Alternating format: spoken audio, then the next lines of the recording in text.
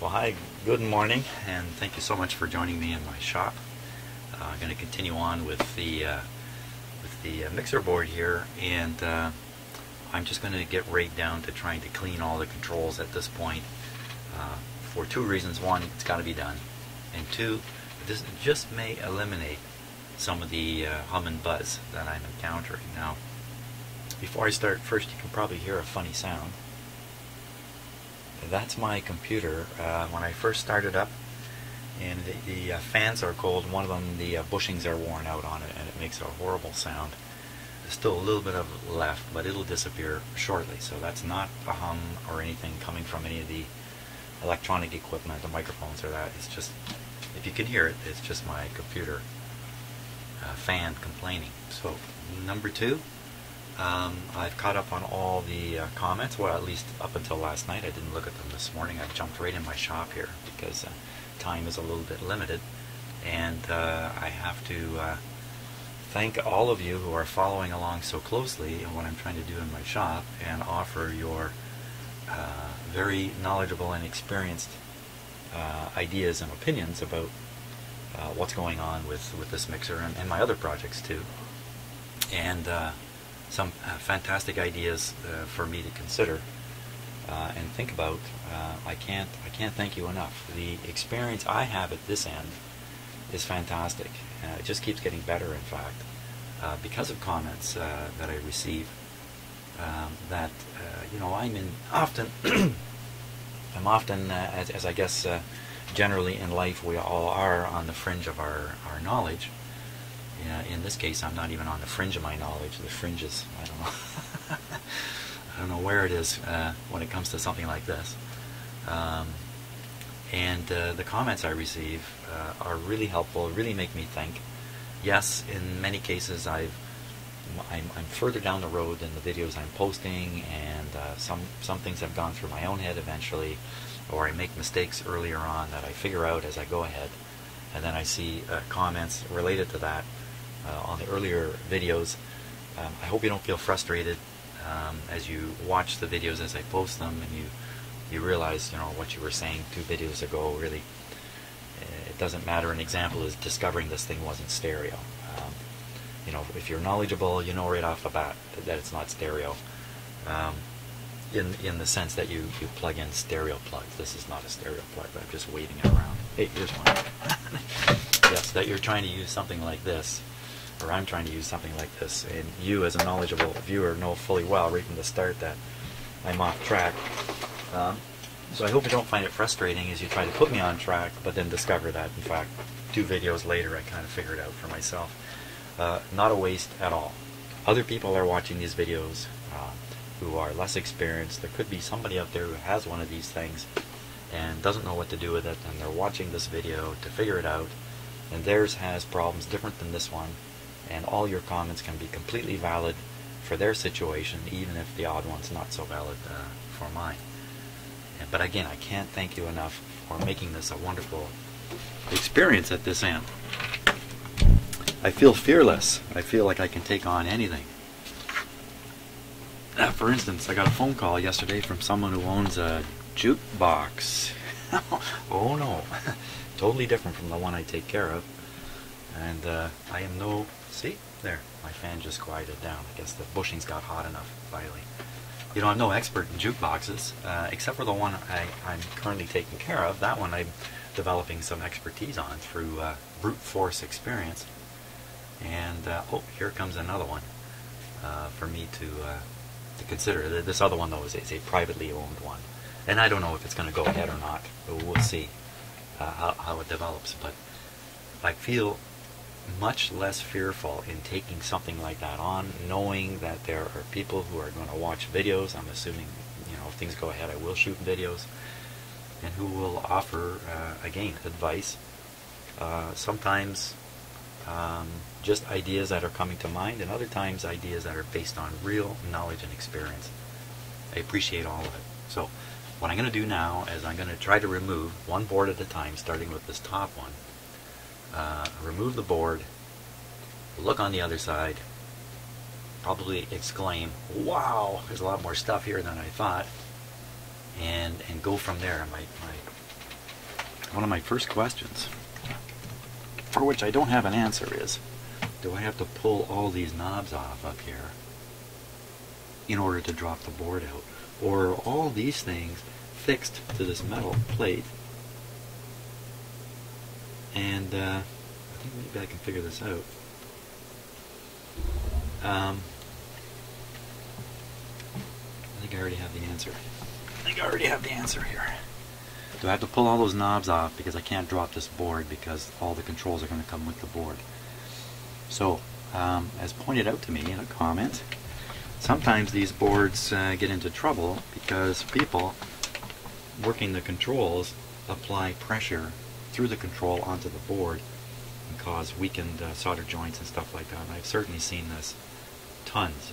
Basically, anything that's mechanically working in any kind of electronic device stands a chance of having mechanical oriented problems, and most importantly the cracked solder joint. So okay, so these controls I can see are regular pots here are screwed onto this plate. So if I drop that board, I would have to not just pull the knob off, I have to loosen off all of these before that board would come out. Oh my gosh, it's getting more complicated. This slider, though, is a little bit interesting in that, again, I have no idea how it's attached. I don't see any screws in here fixing this slider mechanically to this plate. So this thing may be riding directly on the board, and I'm thinking if I flex it a bit,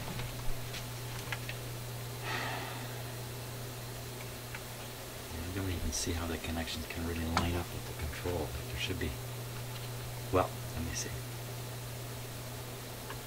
I'm pushing on it. If it's really well designed, that pushing is not going to be translated and transmitted into this board, because that's just going to lead to trouble. Let me just look really carefully here. Oh yeah, it's moving. The board is moving. Okay, so, and it's going to be 2 rows per board here.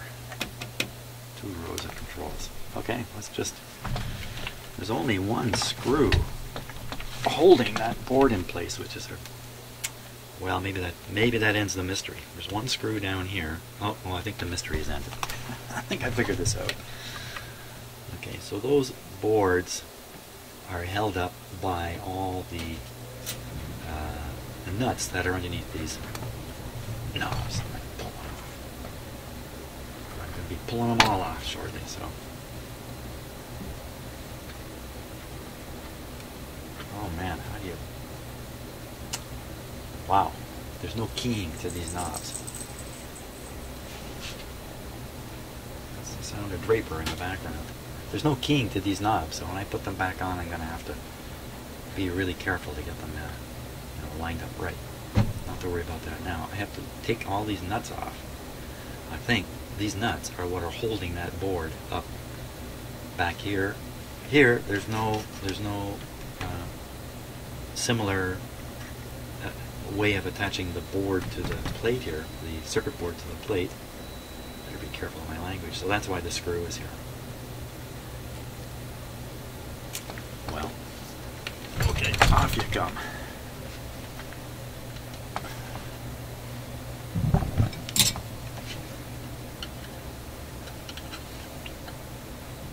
Oh, I'm going to scratch this up if I'm not careful too with the screwdriver.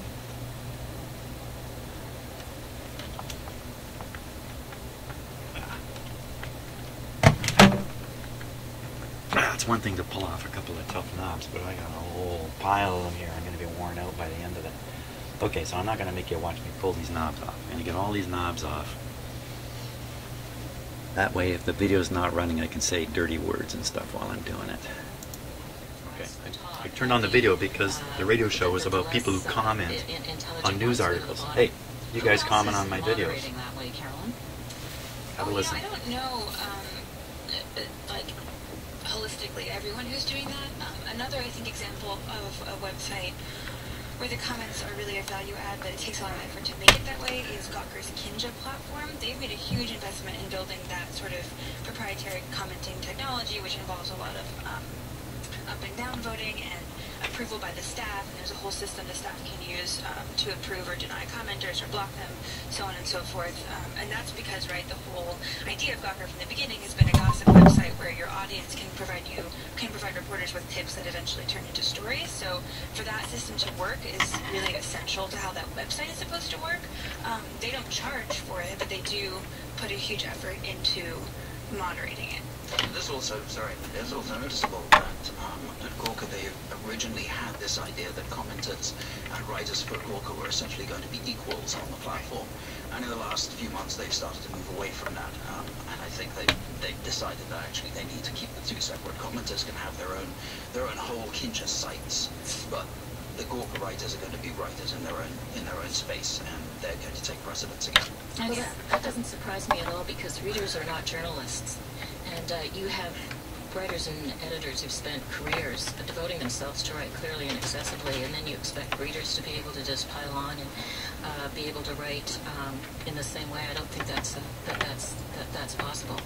And what were the assumptions about how readers would interact with media outlets before the sort of the idea of commenting relatively free and open uninhibited on the internet? Well, the legacy media, which is pre-digital, the notion that a reader could engage in this way was just totally foreign. It's only come about in the last 15 years with the internet, which has created this huge bottomless abyss of space that people can pile into. Before that, you would have a letters to the editor in newspapers that was limited by the space. So if you had a controversial issue and a lot of feedback, it was terrific, but there was limitations of space meant that the editor had to be selective about what ran and what didn't. And if it was a particularly lively topic, sometimes they could devote a page to it, but even then it was bound by the page, and that situation is completely changed now. And Gideon, you obviously feel that there's a lot to be gained from leaving it open. Well, I'm not sure that's necessarily the case. I mean, I think that the basic problem with online commenting is that when it started out on newspaper websites, so before that there were forums and communities where people would just talk to each other on the internet. But when it started out as comments on newspaper websites, as Amber said, it was a very foreign idea, and editors and journalists generally hated it. And I think that the pressure to do it came along from publishers who said, we have all of these readers, they're generating free content for us, and that means more people will come to the website and we can sell more ads. And so they encouraged it, and they encouraged this essentially free-for-all. And when you try to get something for free, you get what you pay for. So a lot of the commenting systems that we see today are basically still some offshoot of that idea that you create a comment thread where anyone can jump in, and that's why the quality is so bad. So publishers have tried to deal with this in different ways. Some of them do moderation of comments, like the New York Times. It moderates the comments before they go up, which is called pre-moderation. I don't do that. What we did when I was at The Economist, and I think they still do, it's called post-moderation. So people can post comments, but other people can also flag a comment that they think is abusive, and then the editors take it down. Both of those are very labor-intensive. Publishers can do what Tablet tried to do, which was to link comments to Facebook. So I'm gonna do that. You have to use your Facebook name. I'm gonna break the thing right off. I put too much strain on it here. But obviously that didn't too much bending. And then another system that we tried Quartz was we don't have a comment thread on an article at the bottom that can just turn into an endless conversation. Instead, we have comments on each paragraph. You can put a comment next to a paragraph, and it can only be 2 or 3 tweets long, and it's very focused around that paragraph. And that means we get much fewer comments, but they're much more focused. I was going to say, how's that working? Do you like that? Well, to be honest, it's not getting us as many comments as we would like, so it's kind of gone in the other direction. But what we do find is that when we get them, they are very to the point. So I don't think that I don't think the magical formula has been found yet. And you've looked at what comments do to other readers. There's something called the hostile media effect. Tell us about this. This is the nasty effect, and this is very interesting research that suggests that readers' perceptions of the story are distorted very much by the tone and the nature of the comments. So if you have a story that's very balanced and fair, if you have people, a number of nasty comments or cranks or rude people, the readers who are reading those comments can be negatively influenced into thinking that the article is in fact biased or unfair, when in fact it's no such thing. And when the comments are biased. Yes, when the comments are. And they even have a academic journal now that is devoted to this. It's called the Journal of Computer-Mediated Communication. And there's all kinds of research showing this nasty effect. Interesting. I've got another clip here of Yair Rosenberg from Tablet talking a little bit more about comments, and this is why they didn't shut down comments altogether. Listen to him. I'll write a story, for example, about an anti-Semitic rally that took place in Paris a year ago, and people were chanting Jews out of France. And then I'll get a comment from a reader saying, well, I was actually there, I was an exchange student overlooking that march. Now, you wouldn't know that. You know, social media and comment sections, they enable you to find these things out. Another example is that because I have gotten so involved in covering this particular issue, we start to get feedback and comments from people around the world who are giving us tips and saying, well, have a look at this, or have a look at that. You know, check out this Facebook page of this person with 600,000 followers in Germany who is saying that the Mossad executed the Charlie Hebdo attacks, right? And these are things that I might not have found on my own, maybe because I don't read the language in Germany, things like that. But now I can. We had debates over how to translate Aramaic grammar in one of the posts I wrote in the comment section, and it was like historical scholarship, and people were going back and forth. You really can't find that anywhere on the internet, and we have no desire to shut that down. And if you took away the comment section, we'd lose that too. Okay, Yair Rosenberg, writer with the online magazine Tablet. Gideon Litchfield, what do you think of this? You know, commentators can actually give you follow-up stories, give you new perspectives. Absolutely, that's one of the most valuable things that they can do. You know, as Yair also pointed out on that recording, you get these things from other means as well. You get them via Twitter, you get them via Facebook. You know, every interaction that I've had on something that I've written has not come to me. Almost every interaction has come not through the comment thread, but it has come through someone responding to me on Twitter. Twitter. As Yair says, you can sometimes have these very valuable inputs, like that discussion on Aramaic translation.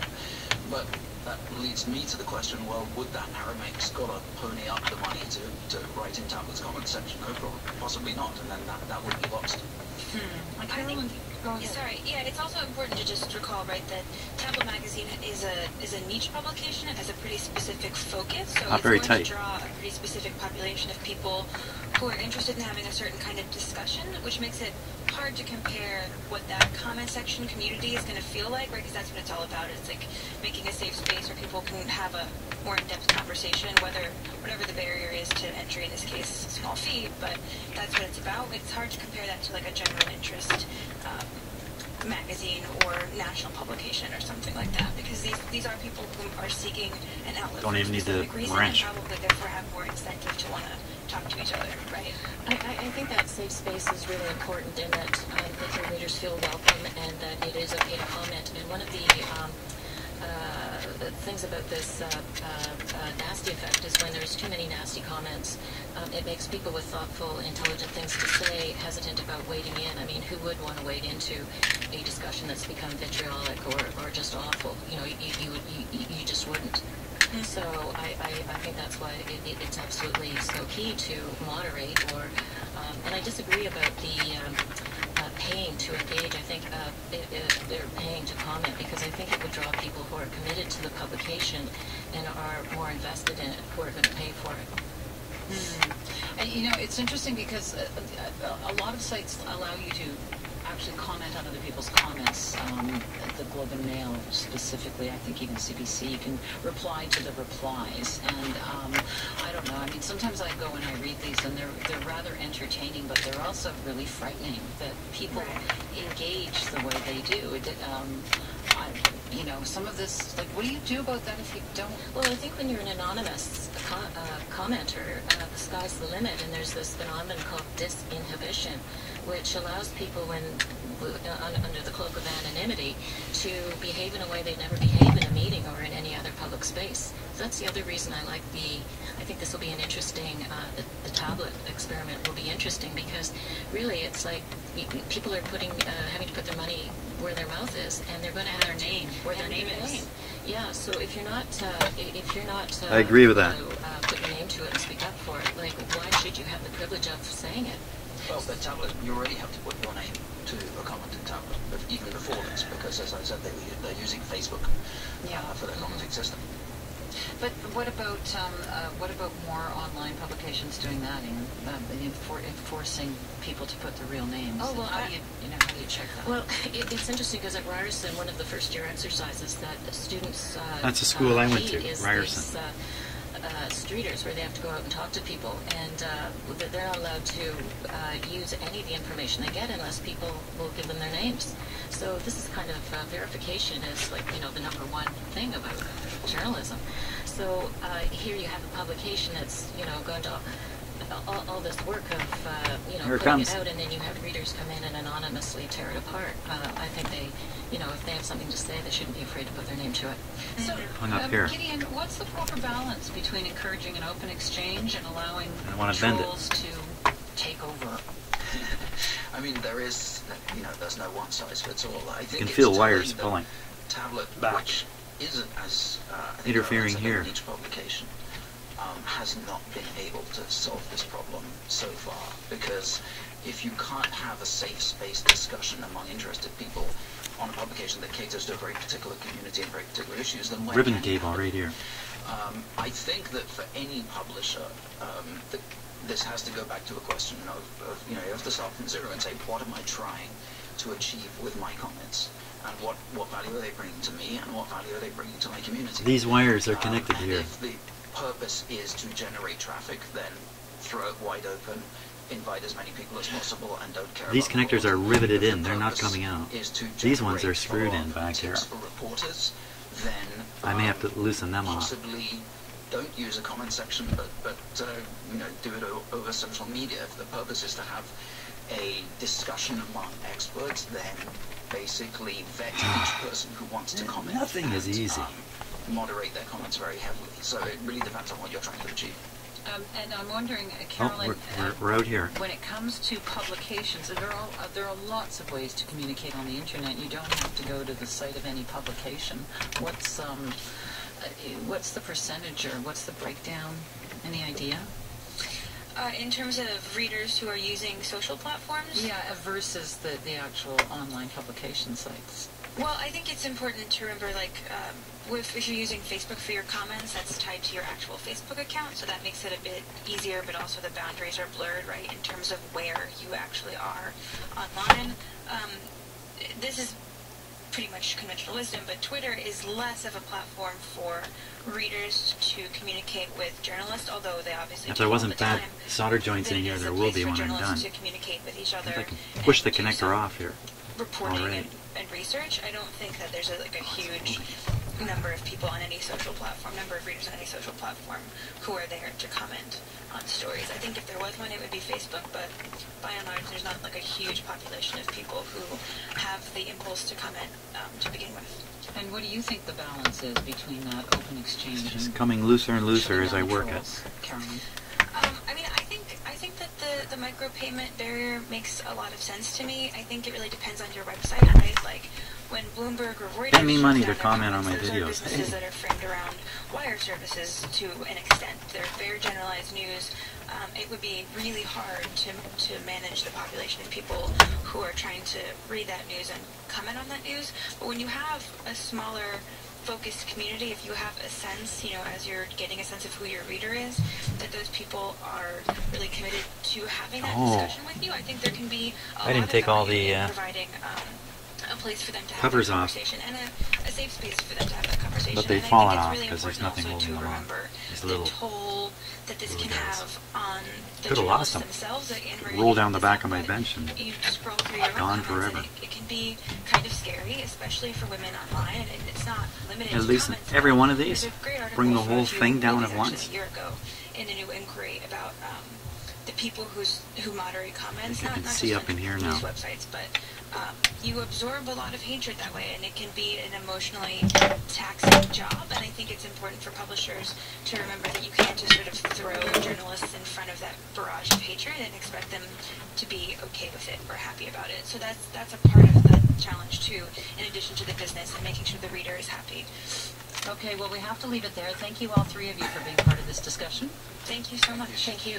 Thank That you. is Anne McNeely. She's a Ryerson University journalism professor. She joined me in our Toronto studio. Gideon Litchfield is a senior editor of the online publication Quartz. He's in New York City. And Carolyn O'Donovan writes about media and technology at Harvard University's Neiman Journalism Lab. She was in Cambridge, Massachusetts. And just a note about what we do at The Current. We open our comment section on a case-by-case basis, in part because it takes a lot of resources, i.e. someone's extra time, to monitor all the action there. So we're going to try an experiment. We will open the comments for this story, cbc.ca/thecurrent. Let's see how many of you can comment on this and treat each other with the respect you deserve. That is our program for today. Stay with me. Ah, okay, so I decided to turn that on so you could listen to the discussion about comments, because so many of you are heavy commenters on my video. Here's my own statistics. Okay, I've got about 1,200 videos. Been up there for getting on close to a year, but not 1,200 for a year. 1,200 is where I'm at now. I've had 8,500 comments. I've only had 2 firm negative comments. I can hardly even call them negative, maybe critical comments. Just 2 out of 8,500. 2 of them. Everything else has been positive, encouraging, innocent. This has blown me away.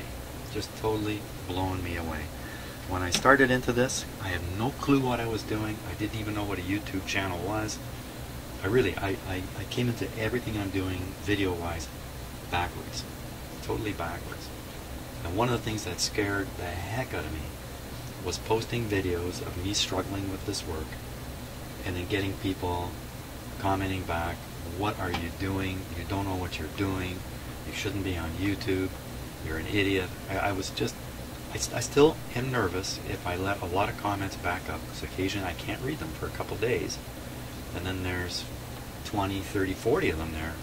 I get nervous, and it to the point where I don't want to look, just in case bad comment number 3 is in there. It's kind of silly, isn't it? But I guess that's just the way we are as people. I did hear once there's a 10-to-1 ratio. 10-to-1 ratio. If, let's say you're interviewing somebody, or you're considering somebody for a job. Okay, you're not interviewing, you're considering somebody. Maybe you already interviewed them and you're feeling pretty good about it. And somebody walks into your office and says, "Hey, I hear you're going to hire Bill." And then you say, "Yeah, I'm thinking about it." And then they lay out 9 positive things about Bill. 9 positive things. Why you'd like to have Bill on your team. But the 10th thing they say is a negative. That 10th thing will wipe out the other 9. That's roughly the ratio our minds work in. Bad news is big news. Good news is not important. And and that makes sense from a point of view that, okay, if you believe in evolution like I do, then we came from a long period of living in the woods and being worried about getting eaten alive and that kind of stuff, and maybe attacked by our neighbors and whatever it might be that's going on. And so good news, don't waste your time with it. It's the bad news you got to know about. The bad news is what's going to keep you safe. The bad news is what's going to tell you what you should or shouldn't do to preserve yourself. And we're still like that today. Which is why when you turn the news on the TV, all you hear is the bad news. Because as human beings, we're not interested in the good news. We like to hear it. But when we're feeling serious, we better hear the bad news. Because that's what's going to guide us on how to protect ourselves. This is a big problem with human beings and their perception of the world. A big, big problem. Because the world is a wonderful place. 8,500 comments. 99.999% of them friendly, helpful, positive, kind, innocent. That's what people are really like. This world is full of nice people. Full of them. But there's a tiny number, that for whatever reason do bad things, get involved in bad things, or because we have a herd instinct, the herd starts misbehaving. And that looms large. That looms very large. Right? Crime has been falling for almost 20 years. In this country, Canada, and I think around the world, in most organized countries, the same thing is happening. Crime is falling. I mumbled something about lead poisoning earlier, but just ignore that for a minute.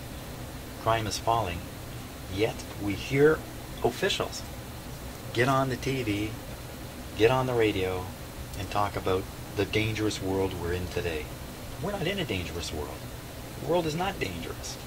I shouldn't be concerned at all about walking around outside. And I'm not. I'm actually not concerned about it.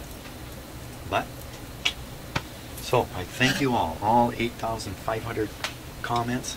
I thank you all. Because, you know, it wouldn't have taken too many bad comments for me to shut this whole thing down right at the start and say I'm not wasting my time with that. Because, you know, who would want to carry on with that kind of stuff going on? So what I'm thinking about doing is popping this off, because I think it's really restrictive. It's really on there tight. Yeah, so I thought that was pretty timely, because I started this video by thanking, there we go, by thanking all the commenters. Commenting on my videos is different than commenting on news stories and all that kind of stuff. By the way, I don't moderate the comments. I deleted one comment. That's one of the two. It was very early on. Since then, I have not deleted a single comment. And the other, number 2 comment, I replied to the guy in as positive way as I could. Now, some people misunderstand my videos, and they think I'm trying to teach them something. And, you know, really, listen, that's not what's going on here. I'm trying to teach myself. Yeah, that's coming out good now. Now, all these wires are hooked up over here. Maybe I can fold it up this way. Oh, what was that? Something came loose, and the whole thing came loose. Oh, fantastic. Got it out. I'll pull on these wires a little bit. No, I wasn't groaning pulling on it that hard. Okay, let me spin this thing entirely around here. Wow, I mean this is 50 times more work than what I thought. I thought I'd pop the back open on this, all the controls would be exposed. I get out my WD-40, let them have it.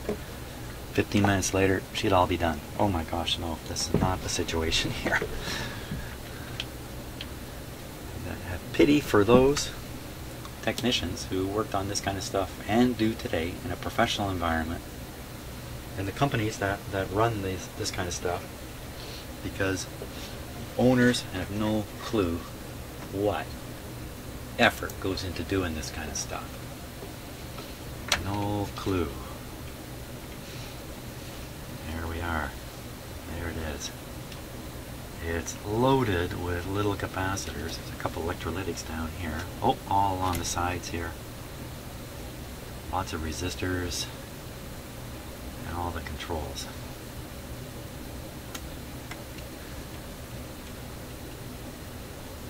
Yeah, I should be able to spray cleaner into these controls. There's nothing unusual about them. These sliders and the main sliders here, there's nothing special about them.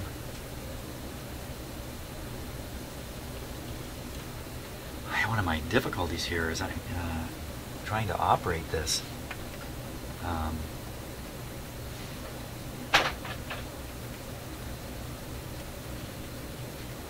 To see the effect of the cleaning.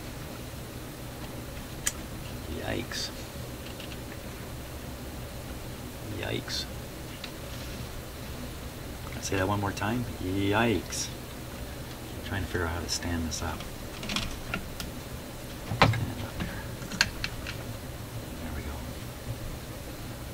Stood it up using my flashlight. Well, I think something worth looking at is this connector here. So the impression I'm getting is there's a flat ribbon cable running all the way through here, picking up the outputs from each of these boards and probably feeding it into this board here. There's no play in this cable. I mean, I get the impression the cable runs under this board to here, and then probably just continues along. So popping it off was absolutely necessary in lifting this up. Boy, I'm running the risk of introducing intermittence and bad contacts, plugging all this stuff back in later. Look like pretty good connectors, so I'm not maybe going to worry too much about that. Or what can I do about it? Oh, there's another plug down here. Excellent. Okay, let's pop that plug off. Let's pop off that plug. Get this board right out. Actually, look at that. I can actually twist it over and lay it down. Okay, let's not pop it off. Let's not pop it off. Let's just take a look here with this.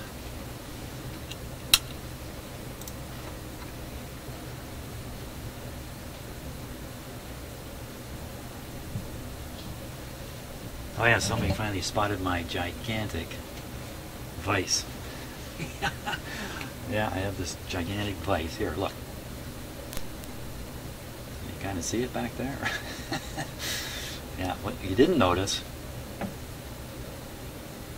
is what's holding the vise, the clamp, down on my bench.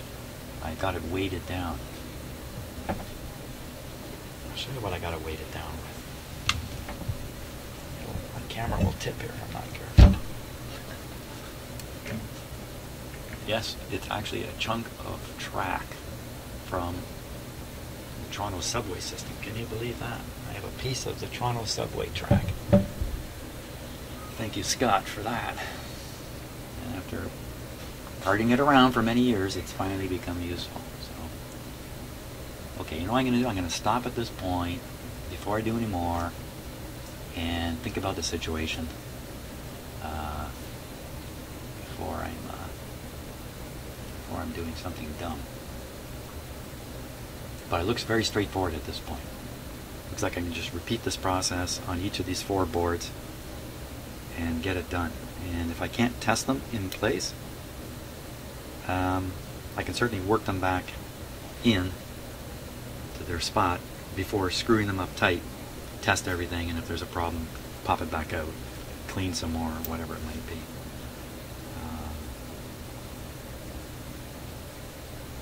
Yeah, and I'm really not expecting any kind of component failure here. That would be kind of surprising.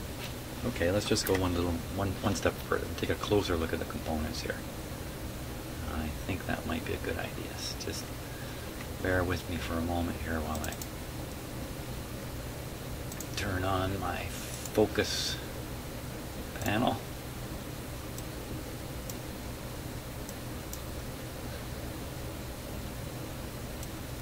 Better do it for the right camera though. Clicking away frantically here. Okay, we'll focus in a lot closer. Down we go. Get a little more light on the topic. Ooh, I got it in really close. Look out for that knob! Look out!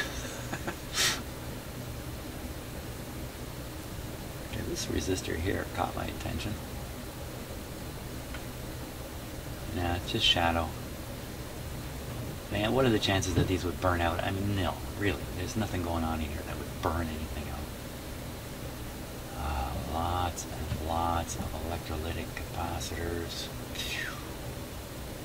Ay, ay, ay. You know what? I'm not going to worry too much about them. There's the chips. I think some people were guessing what was going to be in here. Malaysia Airlines, Texas Instruments, TL074CN. Guess was those are operational amps. That's the guess. I don't know what else you would have in something like this. Here's another one.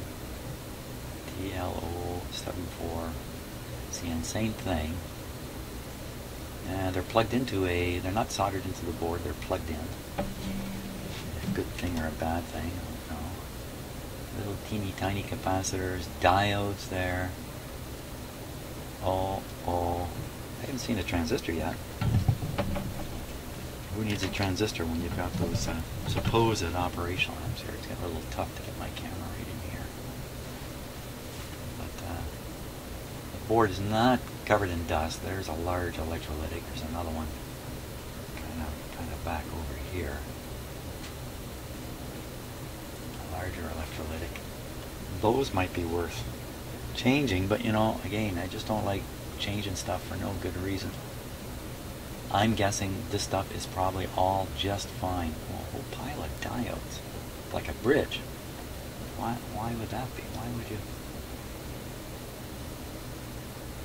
Why would you want to put a bridge way down here? Has this thing got like a sub power supply?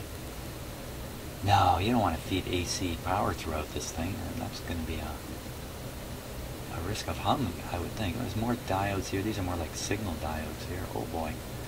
So thank you very much. One of you has, or a couple of you have actually sent me links to schematics, similar schematics, that kind of stuff.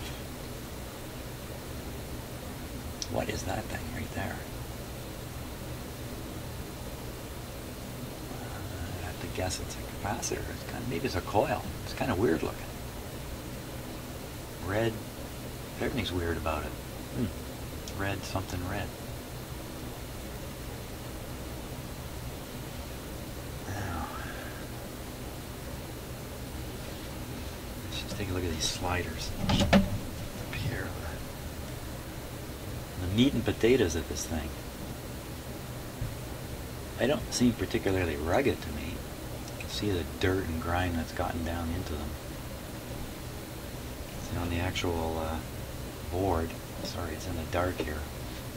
There's no particular protection. There's no little rubber or leather or anything like that the slider slides through to keep the dust out. It's kind of wide open. And look at the grime on it, Yikes. I gotta get all that grime off before I attempt to spray cleaner in there. Wow. Hey, this has got lots of work in it. Wow. I thought they would just fool with this for a little while. And presto. All would be good. Why am I eternally optimistic about these things? Hey, that's how I end up in the middle of them. Yeah. Okay. Sky crane this guy away.